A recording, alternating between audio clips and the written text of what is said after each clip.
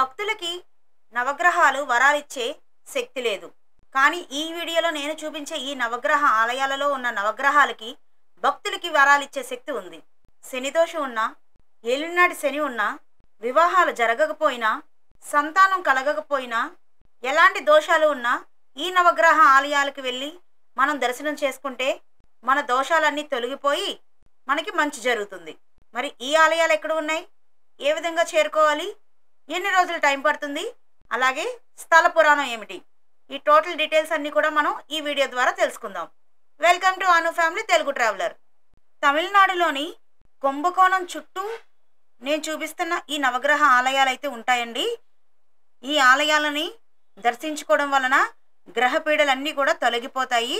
ఈ నవగ్రహ ఆలయాలని నవగ్రహ స్థలాలు అని కూడా అంటారు, ఎందుకంటే ఇవి స్వయంభూ. ఇప్పుడు మనం స్థల పురాణం తెలుసుకుందామండి. పురాణాల ప్రకారం కాలవ మహర్షి కుష్టు వ్యాధితో పాటు తీవ్రమైన వ్యాధులతో బాధపడుతున్నాడు.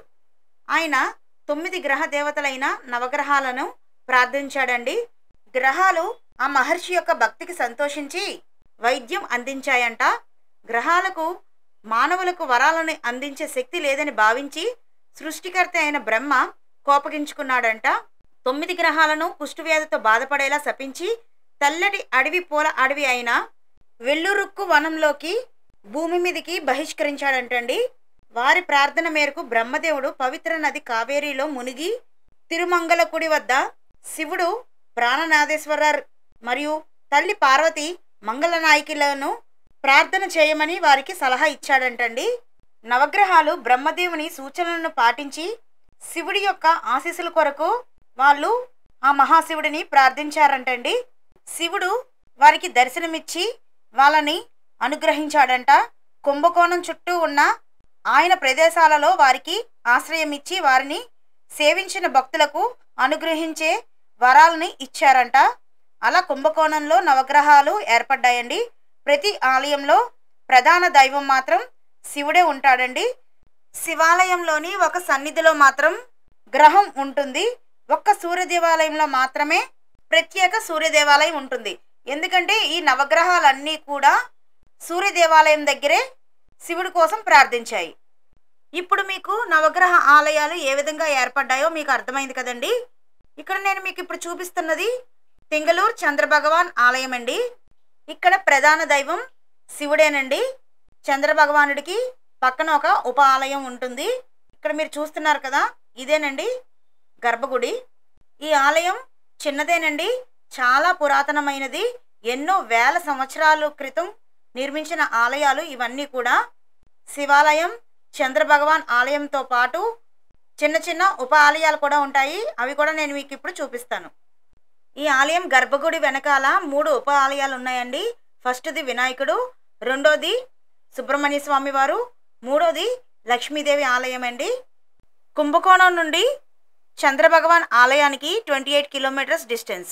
Temple timings morning 7 AM to 1 PM, evening 4 PM to 9 PM. ఇక్కడ చిన్నది అమ్మవారిది ఉపాలయం ఉందండి. ఇందాక మీకు చూపించాను కదా, ఫస్ట్ వినాయకుడిది. ఇదిగోండి వినాయకుడిని దర్శనం చేసుకోండి. నెక్స్ట్ మీకు సుబ్రహ్మణ్య స్వామి వారి ఉపాలయం చూపించాను కదా, ఇది వల్లి దేవసేన సమేత సుబ్రహ్మణ్య స్వామి వారు దర్శనం చేసుకోండి. తర్వాత మీకు లక్ష్మీదేవి ఉప ఆలయం అని చెప్పాను కదా, ఇదిగోండి గజలక్ష్మీదేవి ఆలయం. కుంభకోణంలో ఉన్న ప్రతి ఆలయంలో కూడా గజలక్ష్మి ఉప ఆలయం అయితే కంపల్సరిగా ఉంటుందండి. కాలభైరవ స్వామి అండి. నెక్స్ట్ నవగ్రహాలు తర్వాత చంద్రభగవానుడి ఉప ఆలయం అండి. చెప్పాను కదా మీకు ప్రధాన దేవాలయం శివుడు, పక్కన ఒక చిన్న ఉప ఆలయంలో గ్రహాలకి స్థానం ఇచ్చారని చెప్పాను కదండి, చంద్రభగవానుడు అండి ఇది. ఈ చంద్రభగవాన్ దేవాలయాన్ని దర్శించుకోవడం ద్వారా సుఖాన్ని అలాగే దీర్ఘ ఆయుష్ని ప్రసాదిస్తుందని ఇక్కడ నమ్మకం అండి.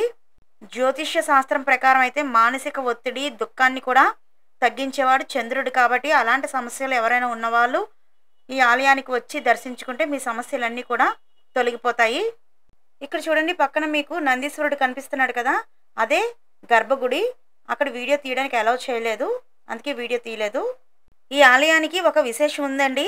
సెప్టెంబర్, అక్టోబర్ మాసాలలో వచ్చే పురుట్టాసి అలాగే మార్చ్, ఏప్రిల్లో వచ్చే ఫాల్గుని నక్షత్ర సమయంలో చంద్రకాంతి ఇక్కడ ఆలయంలోని శివలింగం పైన ప్రసరించటం విశేషం అంటండి.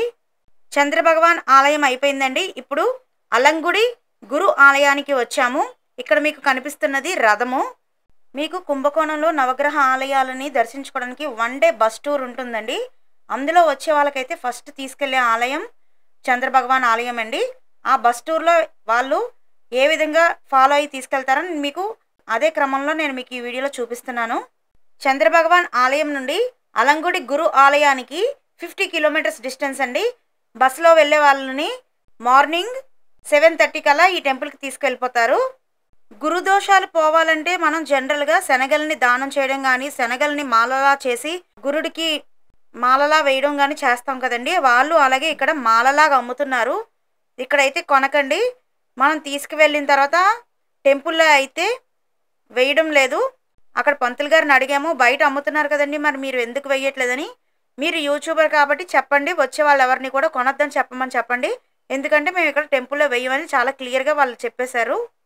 పూజా సామాగ్రి కానీ, దీపాలు కానీ ఏమైనా కావాలంటే బయట అమ్ముతారు, తీసుకోండి. బయటే మనకి ఇక్కడ టెంపుల్ ఉంటుంది.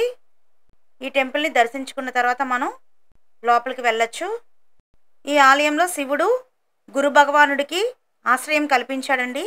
మనం టెంపుల్లోకి ఎంటర్ అవ్వగానే లెఫ్ట్ సైడ్కి వినాయకుడు ఉంటాడు. వినాయకుడిని దర్శించుకోండి. బస్సులో వచ్చే వాళ్ళకైతే టెంపుల్ వరకు బస్సు అయితే రాదండి. మీరు వచ్చే మార్గం చిన్నదిగా ఉంటుంది.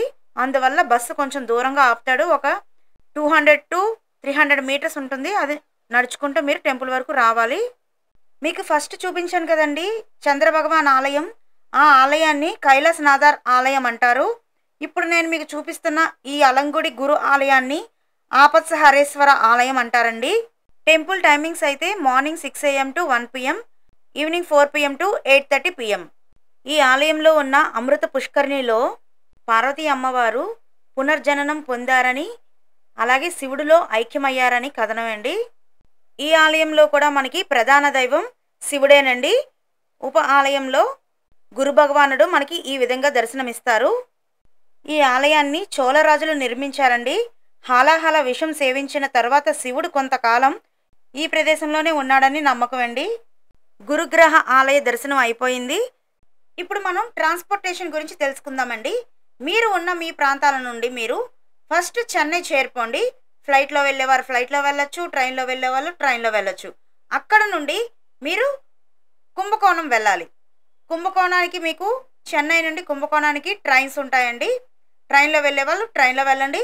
లేదా ఏదైనా క్యాబ్ బుక్ చేసుకోవాలి అనుకునే వాళ్ళు ట్యాక్సీ బుక్ చేసుకొని ట్యాక్సీలో మీరు కుంభకోణం చేరిపోవచ్చు. చెన్నై నుండి కుంభకోణానికి 282 కిలోమీటర్స్ అండి. టోటల్ జర్నీ 6 hours ఉంటుంది. చెన్నై నుండి కుంభకోణానికి ట్యాక్సీలో వెళ్ళాలి అనుకునే వాళ్ళకి 2300 నుండి 2500 వరకు ఛార్జ్ చేస్తారు. కుంభకోణం వెళ్ళిన తర్వాత నవగ్రహ ఆలయాలని దర్శించుకోవాలనుకునేవారు, ఒక్క రోజులో దర్శించుకోవాలి అనుకునే వాళ్ళు 1 డే బస్ టూర్ ఉంటుందండి. లేదు మేము లీజర్గా చూస్తాము అనుకునే వాళ్ళు 2 days ట్యాక్సీని బుక్ చేసుకొని మనం వెళ్ళొచ్చు. ఇప్పుడు రాహుగ్రహ ఆలయానికి వచ్చేసామండి. ఈ ఆలయం చాలా పెద్దది ఉంటుంది, చూస్తూ ఉండండి. ట్రాన్స్పోర్టేషన్ డీటెయిల్స్ ఇంకా కంప్లీట్ అవ్వలేదు, అది కంటిన్యూ చేస్తాను. ట్యాక్సీలో వెళ్ళాలి అనుకునే వాళ్ళకి 3500 పర్ డేకి ఛార్జ్ చేస్తున్నారండి. మార్నింగ్ 6 to ఈవినింగ్ 6 వరకు మనకి తిప్పుతారు. లేదంటే పర్ డేకి 200 కిలోమీటర్స్ అండి. ఈ లెక్కలో మనకి 3500 ఛార్జ్ చేస్తున్నారు. 2 daysకి 7000 ఖర్చు అవుతుంది. ట్యాక్సీలో వెళ్ళడం వలన బెనిఫిట్ ఏంటంటే టెంపుల్స్ కొన్ని చాలా పెద్దవి ఉంటాయండి. ఇప్పుడు మీరు చూస్తున్న ఈ రాహు ఆలయం చాలా పెద్దది ఉంటుంది. ఈ టెంపుల్స్ అన్నిటినీ కొంచెం కవర్ చేయాలంటే లీజర్గా కవర్ చేసుకోవడానికి అవుతుంది. అదే బస్సులో అయితే జస్ట్ ప్రధాన దేవాలయాన్ని దర్శించుకొని వెళ్ళిపోవాల్సి వస్తుంది. మనం ఎక్కువ టైం స్పెండ్ చేయడానికి అవ్వదు.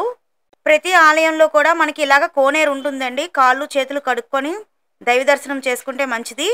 దోషాలు పోగొట్టుకోవాలనుకునే వాళ్ళు మాత్రం కంపల్సరిగా ఆ కోనేరులో స్నానం చేసి దైవ దర్శనానికి వెళ్ళి పూజలు చేయించుకోవాలి. కుంభకోణానికి నియరెస్ట్ ఎయిర్పోర్ట్ ఇంకోటి కూడా ఉందండి, తిరుచి అండి. తిరుచి నుంచి కుంభకోణానికి 94 కిలోమీటర్స్ డిస్టెన్స్.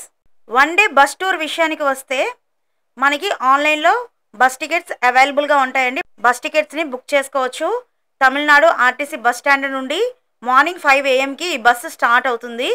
కుంభకోణం ఆర్టీసీ వెబ్సైట్లో మనం ఈ బస్ టికెట్ నవగ్రహ ఆలయాలు బస్ టికెట్ని మనం బుక్ చేసుకోవచ్చు.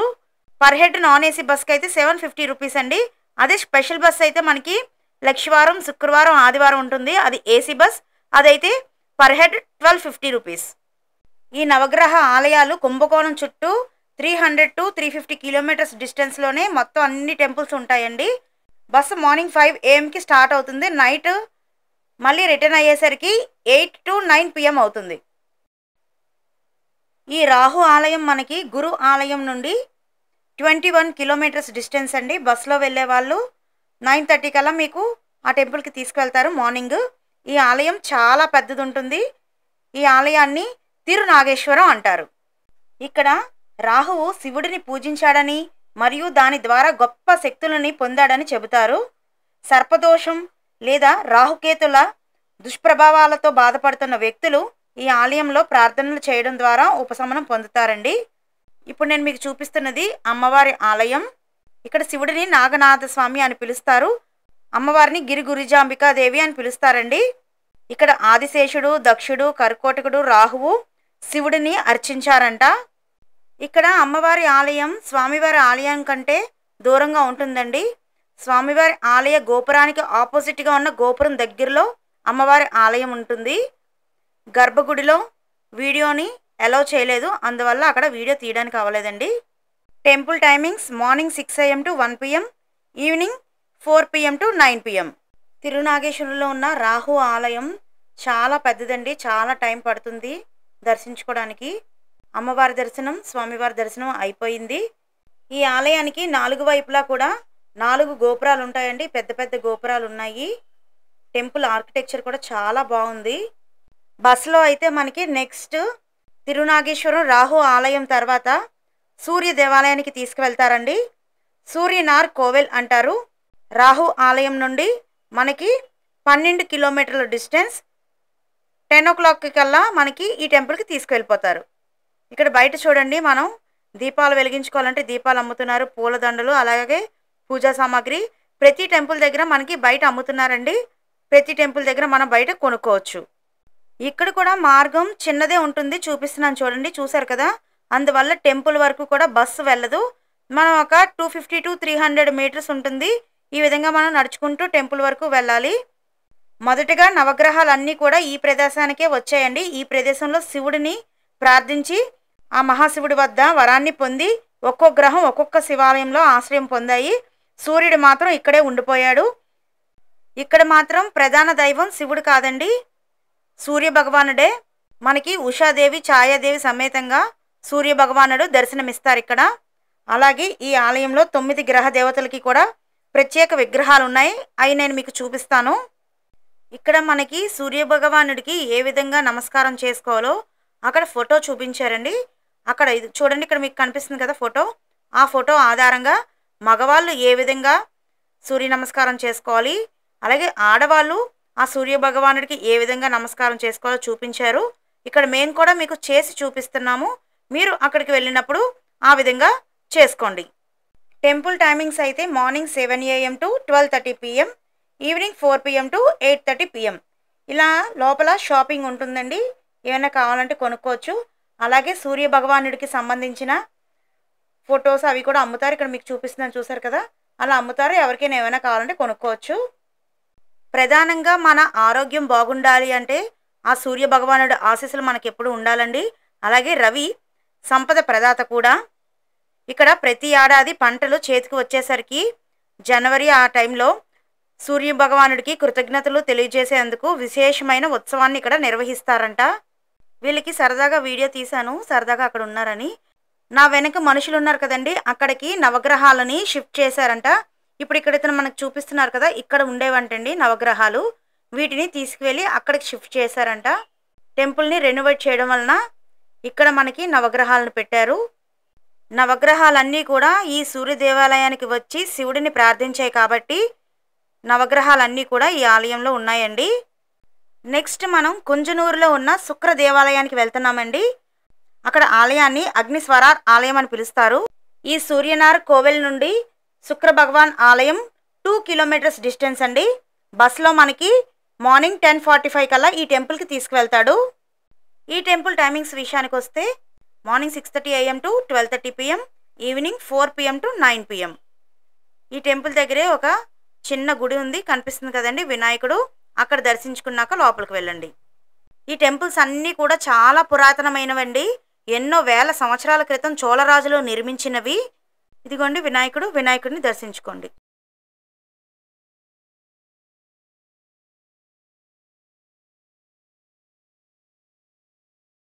ఇక్కడ షాపింగ్ కూడా ఉంటుందండి. చెప్పాను కదా ప్రతి ఆలయానికి బయట షాపింగ్ ఉంటుందని. పదండి టెంపుల్ లోపలికి ఎంటర్ అవుదాము. ఈ ఆలయాన్ని పలాసవనం, బ్రహ్మపరి, అగ్నిస్థలం అని కూడా పేర్లున్నాయండి ఈ ఆలయానికి. ఇక్కడే బ్రహ్మదేవుడు పార్వతీ పరమేశ్వరుల వివాహాన్ని దర్శించాడంట. భార్యల ఆరోగ్యం కోసం భర్తలు ఇక్కడికి వచ్చి ప్రార్థనలు చేస్తారంటండి. ఈ ఆలయం ప్రత్యేకత అదే. ఈ ఆలయం చిన్నదేనండి, మరీ పెద్దదేం కాదు, అలాగని మరీ చిన్నదైతే కాదు. చాలా పురాతనమైన ఆలయం. చూసారు కదా అన్నీ ఎలా ఉన్నాయో. ఈ టెంపుల్ని కూడా రెనోవేట్ చేస్తున్నారు, వర్క్ అవుతుంది అక్కడ. ఈ ఆలయంలోని ప్రధాన దైవం శివుడేనండి. ఇక్కడ శివుడు అగ్నీశ్వరుడు. శివుడు ఇక్కడ పరాశర ఋషిని విశ్వ నృత్యంతో ఆశీర్వదించాడంటండి. ఇక్కడ శివుడే శుక్రుడిగా పూజింపబడతాడంట. అందువల్ల శుక్రుడికి ఇక్కడ ప్రత్యేకమైన మందిరం లేదు. ఈ ఆలయంలో ఉన్న అగ్నీశ్వర లింగం యొక్క ప్రత్యేక లక్షణం ఏమిటంటే అభిషేకం ప్రక్రియలో దానిపై పోసిన నూనె మొత్తం కూడా ఆ శివలింగం గ్రహిస్తుందంటండి. ఈ ఆలయంలో చిన్న గోశాల ఉన్నది, గోవుల్ని పెంచుతున్నారండి. మీరు కూడా ఆ గోమాతకి నమస్కారం చేసుకోండి. ఆలయం లోపల వీడియో అలౌ చేయరు కాబట్టి ప్రధాన దైవానికి వీడియో తీయలేదు. ఇప్పుడు నెక్స్ట్ మీరు ఇక్కడ చూస్తున్న ఈ ఆలయం కుజగ్రహ ఆలయం అండి. శుక్ర భగవాన్ ఆలయం నుండి ఈ ఆలయానికి 35 కిలోమీటర్స్ డిస్టెన్స్. ఆఫ్టర్నూన్ 12 కల్లా మనకి బస్సులో ఈ ఆలయానికి తీసుకొని వెళ్తారు. ఈ ఆలయం కూడా చాలా పెద్దదండి. మా హస్బెండ్ పక్కన ఎల్లో షర్ట్ వేసుకొని నడుస్తున్నారు కదండి, వాళ్ళందరూ కూడా గైడ్స్ అండి. ఈ నవగ్రహ ఆలయాల్లో పెద్ద పెద్ద ఆలయాలు ప్రతి ఆలయంలో కూడా గైడ్లు ఉన్నారు. మీరు కావాలంటే వాళ్ళ సహాయం తీసుకోవచ్చు. వాళ్ళు ఎక్కువ ఛార్జ్ చేయట్లేదు, ఒక 100 రూపీస్ ఇచ్చినా కూడా తీసుకుంటున్నారు. కానీ మనకి టెంపుల్లో మెయిన్గా ఏమేమి చూడాలో అవన్నీ కూడా మనకి ఫాస్ట్గా చూపిస్తున్నారు వాళ్ళు. ఈ ఆలయం కూడా చాలా పురాతనమైనదండి. ఈ ఆలయాన్ని రాజులు వ్యాధుల నుండి విముక్తి పొందడానికి నిర్మించారంట. ఇక్కడ శివుడు వైద్యనాథీశ్వర్గా పేరు పొందారండి. క్రమం తప్పకుండా ప్రార్థనలు చేయడం వల్ల అనేక భయంకరమైన వ్యాధులు నయమవుతాయని ఇక్కడ నమ్మకం. ఇక్కడ ఆలయంలో ఉన్న చెరువులో భక్తులు స్నానం చేస్తే అన్ని రకాల వ్యాధులు నయమవుతాయని నమ్మకం అంటండి. ఆ గ్రీన్ కలర్ షర్ట్ వేసుకున్నాడు కదండి, అతనే గైడ్, మాకు అన్నీ చూపించారు. స్టార్టింగ్లో టెంపుల్లోకి ఎంటర్ అయ్యగానే ఒక ఎల్లో షర్ట్ అతను గైడ్ అని చెప్పాను కదా, అతను మాకు చూపిస్తాను అన్నాడు. మేము అవసరం ఉండదేమో అనుకొని మేము అక్కడ పట్టించుకోలేదండి. కానీ టెంపుల్ లోపలికి వెళ్ళిన తర్వాత చాలా పెద్ద టెంపుల్, ఏది ఎక్కడ ఉందో మాకు అర్థం కాలేదు. మనకేమో భాష రాదు, ఎవరిని అడుగుదామన్నా కూడా. అందువల్ల మేము మళ్ళీ గైడ్ని తీసుకున్నాము. ఆయన మొత్తం అన్నీ కూడా ఏవేవి ఎక్కడ ఉన్నాయో మెయిన్గా మనం దర్శించుకోవాల్సినవన్నీ కూడా దగ్గరుండి అన్నీ చక్కగా చూపించాడండి. తమిళనాడులో ఉండే ప్రజలందరూ కూడా తమిళ్ తప్ప ఇంకేమీ మాట్లాడరండి. అందువల్ల అక్కడ లాంగ్వేజ్ ప్రాబ్లం వస్తుంది.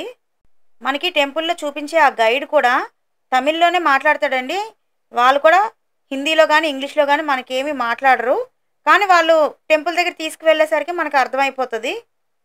ఈ కుజగ్రహ ఆలయాన్ని వైదీశ్వరన్ కోవెల్ అంటారండి. ఇక్కడ ప్రధాన దైవం శివుడేనండి. చూడండి అక్కడ అమ్మవారు ఉత్సవ విగ్రహం కనిపిస్తుంది, ఉత్సవ విగ్రహం అది. అలాగే ధైర్యం, విజయం, శక్తికి అంగారకుడే కారణమండి. ఇక్కడే జటాయువు, గరుడు, సూర్యుడు అంగారకుడిని పూజించారని స్థల పురాణం చెబుతోంది. ఇక్కడ చూడండి వినాయకుడు కనిపిస్తున్నాడు, వినాయకుడిని దర్శనం చేసుకోండి. బంగారు కవచాన్ని తొడిగారు వినాయకుడికి, చాలా బాగుంది కదా. ఇది వల్లి దేవసేన సమేత సుబ్రహ్మణ్య స్వామి వారు. ఎవరికైనా వివాహం ఆలస్యం అయితే ఈ అంగారక క్షేత్రాన్ని దర్శిస్తే వెంటనే పెళ్ళైపోతుందంటండి. అలాంటి దోషాలు ఉన్నవాళ్ళు ఎవరైనా కూడా ఈ క్షేత్రాన్ని దర్శించుకోండి. ఈ temple timings morning 6 AM to 1 PM, evening 4 PM to 8 PM. టెంపుల్లో నుండి బయటికి వెళ్ళిపోతున్నామండి. ఇక్కడ చూసారు కదా ప్రసాదం అమ్ముతున్నారు, ఇక్కడ పులిహోర కూడా అమ్ముతున్నారు. కానీ మనలాగా ఉండదు పులిహోర. అలాగే ఈ ఆలయంలో అన్నదానం కూడా చేస్తున్నారండి. బయట ఇదిగోండి నా వెనకాల బోర్డు కనిపిస్తుంది కదా! గోపురానికి పక్కనే ఉంటుంది. అక్కడ అన్నదానం కూడా చేస్తున్నారు. మేము వెళ్ళే టైంకి అక్కడ అన్నదానం అయిపోయింది. అన్నదానానికి ఏరియా చాలా పెద్దదే ఉందండి. చక్కగా కిందన కూర్చోబెట్టి అరిటాకు వేసి అన్నీ పెడుతున్నారు వాళ్ళు. చాలా బాగుంది. ఇదే అన్నదానం చేసే ప్రదేశం. బస్ ట్రిప్‌లో వెళ్ళే వాళ్ళకైతే కుజగ్రహ ఆలయం తర్వాత కేతుగ్రహ ఆలయానికి తీసుకువెళ్తారండి. అక్కడ నుండి కేతుగ్రహ ఆలయానికి 20 కిలోమీటర్స్ డిస్టెన్స్. కానీ 17 కిలోమీటర్స్ డిస్టెన్స్‌లో మనకి బుధగ్రహ ఆలయం ఉంటుంది. కానీ ఆ ఆలయం ఓపెన్ చేసేసరికి 4 అవుతుంది. కానీ కేతుగ్రహ ఆలయం అయితే 3:00కే ఓపెన్ చేస్తారు కాబట్టి ముందు ఆ ఆలయానికి తీసుకువెళ్ళిపోతారండి. ఈ కుజగ్రహ ఆలయానికి, కేతుగ్రహ ఆలయానికి మధ్యలో కొంత సమయం లంచ్‌కి మీకు ఏదైనా హోటల్ దగ్గర ఆపుతారు. కానీ బస్ టూర్‌లో మీకు లంచ్ అయితే ఏమీ ప్రొవైడ్ చేయరండి. బస్‌లో ప్రొవైడ్ చేయరు అంటే ఆ టికెట్‌లో లంచ్ ఇంక్లూడ్ కాదని. లంచ్ అయిన వెంటనే 2:30 కల్లా కేతుగ్రహ ఆలయానికి వెళ్ళిపోతామండి. ఇక్కడ మీరు చూస్తున్నదే కేతుగ్రహ ఆలయం. మీకు లోపలికి కనిపిస్తుంది చూడండి. బాగా లోపలికి వెళ్తే లైటింగ్ అది కనిపిస్తుంది కదా! అదే గర్భగుడి. వీడియో అలౌ చేయరు కాబట్టి వీడియో తీయలేదు. ఈ ఆలయాన్ని సందర్శించి అలాగే ఇక్కడ పూజలు చేయడం ద్వారా నాగదోషం, కేతు దోషం తొలగిపోతాయంటండి. అలాగే వివాహ దోషాలు కూడా ఏమైనా ఉన్నా కూడా అవన్నీ కూడా తొలగిపోతాయని నమ్మకం అంట ఇక్కడ ప్రజలకి. ఈ ఆలయం లోపలికి వెళ్ళిన తర్వాత అదిగోండి వినాయకుడిని దర్శనం చేసుకోండి. తర్వాత వల్లి దేవసేన సమేత సుబ్రహ్మణ్య స్వామి వారు, అలాగే తర్వాత గజలక్ష్మి అమ్మవారు. మీకు చెప్పాను కదా, ఏ ఆలయానికి వెళ్ళినా వినాయకుడు, సుబ్రహ్మణ్య స్వామి వారు, గజలక్ష్మి అమ్మవారు ఈ 3 కూడా తప్పనిసరిగా ఉంటున్నాయి. ఇది ప్రధాన దైవం అండి, అమ్మవారి ఆలయం అది. ఈ ఆలయంలోని శివుడు చాలా మహిమ గలవాడంటండి. తర్వాత ఇక్కడ ఒక చెట్టు ఉంది. చెట్టును చూడండి ఒకసారి. ప్రధాన ఆలయానికి ఎదురుగానే ఈ చెట్టు ఉంటుందండి. తర్వాత ఇప్పుడు కోనేరు చూపిస్తాను పదండి. చూసారు కదా కోనేరుది. ఈ కోనేరుకి పక్కనే ఇందాక నేను మీకు చూపించాను కదా ఆ చెట్టు ఉంటుంది. ఆ చెట్టు యొక్క విశేషం ఏమిటి అంటే సంతానం లేక చాలామంది బాధపడుతూ ఉంటారు కదండి. ఈ చెట్టుకు చూడండి ఉయ్యాల కట్టారు.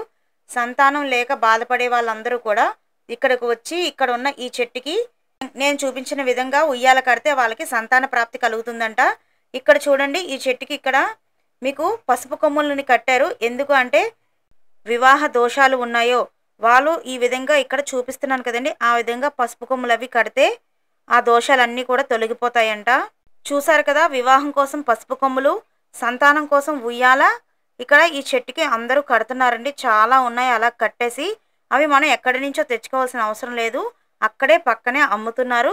వాళ్ళ దగ్గర మనం కొనుక్కొని మనం అక్కడ కట్టుకోవచ్చు. కేతుగ్రహ ఆలయంలోని స్వామివారు నాగనాథ స్వామివారు.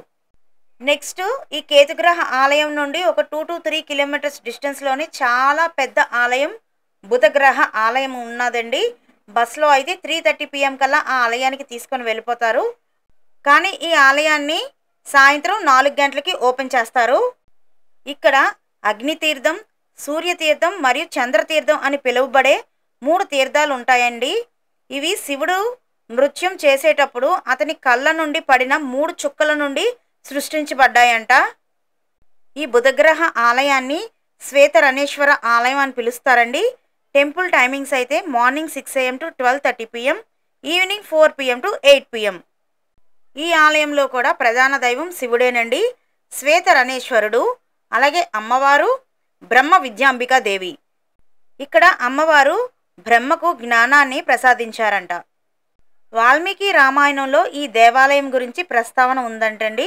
కనుక ఈ ఆలయం సుమారు 3000 ఏళ్ల నాటి పురాతన ఆలయం అని తెలుస్తుంది. మనకి బుద్ధిని, తెలివితేటలని ప్రసాదించేవాడు బుద్ధుడేనండి. ఇక్కడ ఈ బోర్డు మీద తెలుగులో రాసి పెట్టారండి. ఈ బుధగ్రహం ఎలాంటి దోషాలని తొలగిస్తుందో ఈ బోర్డు మీద మొత్తం రాసి పెట్టారు. ఉద్యోగంలో ప్రమోషన్ పొందటానికి, వ్యాపారంలో అధిక లాభాలని పొందటానికి, నరములకు సంబంధించిన రోగాల నుండి పరిపూర్ణంగా విముక్తి పొందడానికి, అలాగే వివాహ దోషాలు పోవడానికి, సంతాన దోషాలన్నీ కూడా తొలగిపోయి ఉత్తమ సంతానం కలగడానికి, రాజకీయాల్లోని అభివృద్ధి చెందటానికి, ఇంకా కుటుంబంలో సుఖశాంతి ఐశ్వర్యాలను పొందటానికి పరిహారం ఇక్కడ చెప్పారండి. ఏం చేయాలో ఇప్పుడు నేను మీకు చెప్తాను వినండి.